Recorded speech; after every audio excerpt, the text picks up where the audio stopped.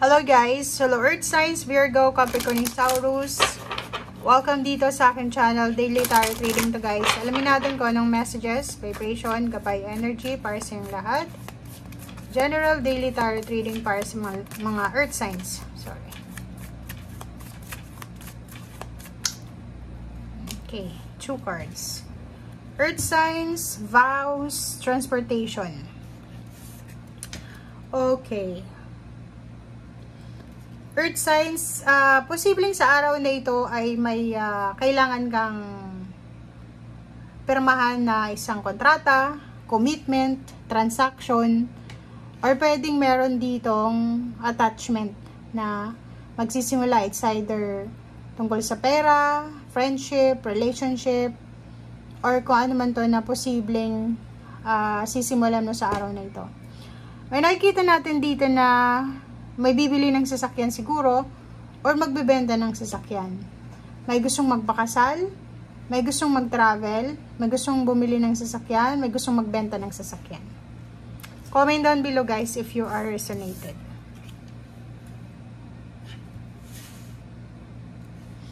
Okay.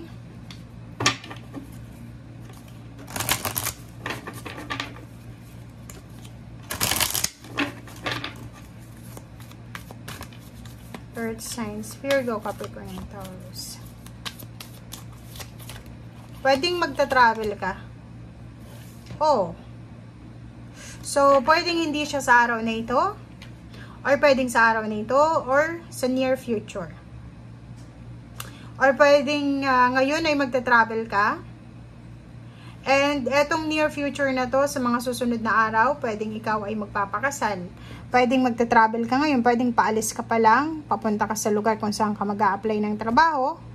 And sa mga susunod na araw, posibleng pipirma ka ng kontrata.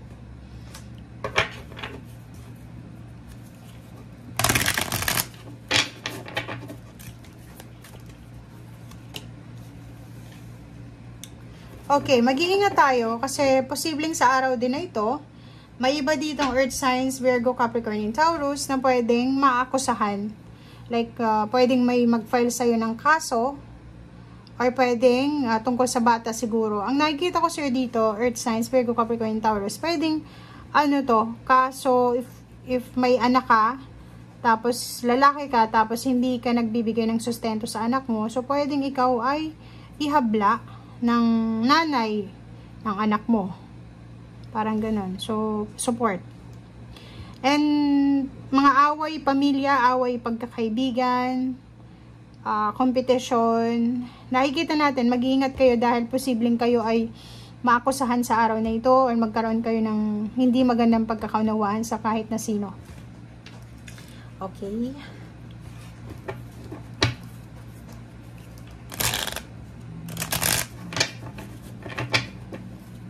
Kasi may anak dito eh. Pwedeng lang siya, child support. Pwedeng ilapit ka sa isang institution, government institution, kung hindi ka nagsusuporta sa anak mo.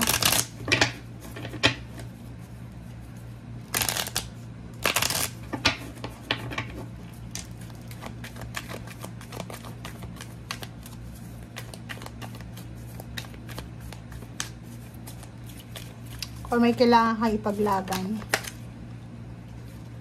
Okay, 6 of Pentacles. Posibleng may tutulong sa'yo sa usaping pinansyal. May magpapahiram sa'yo ng pera. Malaking halagang pera to guys. Pwedeng sa araw na ito makatanggap ka ng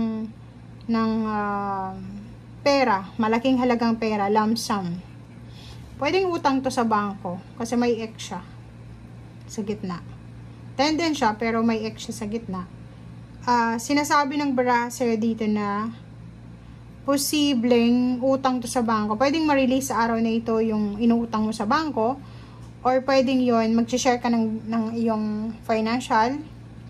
Or pwedeng may isang tao na mag-share sa'yo ng pera. Or mag-share sa'yo ng tulong.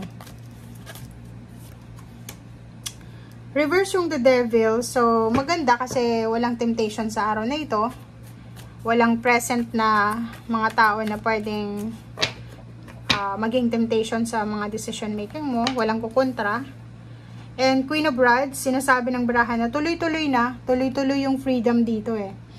May iba sa inyo dyan na, yun, may pinaplano kayong magbenta ng sasakyan, may pinaplanong pagpapakasal, pagte-travel, paglilipat ng bahay. Kaso lang, ang problema dito is pera.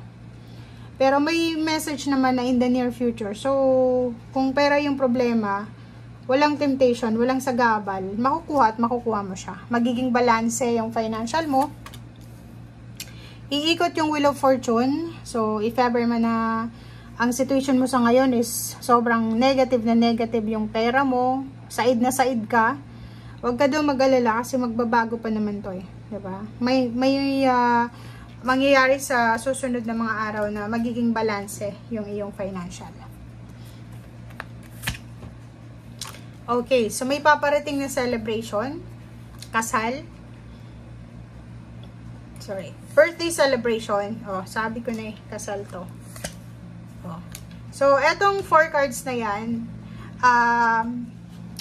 Taurus, Virgo, and Capricorn. Pwedeng yung mga matagal nyo na yan na planong pagpapakasal, planong celebration, like may pwedeng graduation, malapit ng graduation, family events, mansary, wedding anniversaries. Paki-comment sa comment section kasi meron ditong celebration talaga siya para sa mag-asawa, magkarelasyon, para din sa pamilya. Pwedeng celebration to dahil dito sa kaso na to. Pwedeng yung kaso na na file sa inyo is pabor sa inyo yung hustisya, kaya makakakuha kayo ng celebratory energy, babayaran kayo, parang ganun. So, comment down below. 7 of Cups, choices, and the Tower. So, sa araw na ito, mayroon tayong choice, mayroon tayong pwedeng pagpilian, diba? Meron tayong kailangan pagdesisyonan sa araw na ito kung ayaw na natin na maulit yung mga nangyari sa nakaraan. Nakikita ko yung pwedeng maulit dito na wina-warningan ka ng universe is etong accusation na to. Pwedeng may kaaway ka last year and then naayos na to, tapos pwede ulit na maulit siya. So, pero may choice ka sa araw na ito na pwedeng iwasan. Iwasan kung may mga pag-aaway, may mga diskusyon, may mga nagsisigawan, pataasan ng boses or kano pa man. Kailangan mong iwasan yung. Kailangan mong umalis. Kailangan mong alisin ang sarili mo sa lugar na yan or sa situation na yan. And yung 7 of Cups, sinasabi ng baraha sa'yo dito na kailangan mong maging realistic. Okay? Maging realistic ka sa mga naririnig mo. Kasi minsan may mga nagbabalita sa'yo na mga balita na hindi naman realistic. So, kailangan maging isipin mo, ano ba yung purpose ng taong nagdadala sa'yo ng balita? Kasi pag alam niya na magdadala yun sa'yo ng sama ng loob, bakit niya pa sasabihin sa'yo? So, ibig sabihin, gusto niyang mainis ka. Gusto niyang magalit ka. Parang ganun. So, comment down below guys. Thank you and see you again. Bye!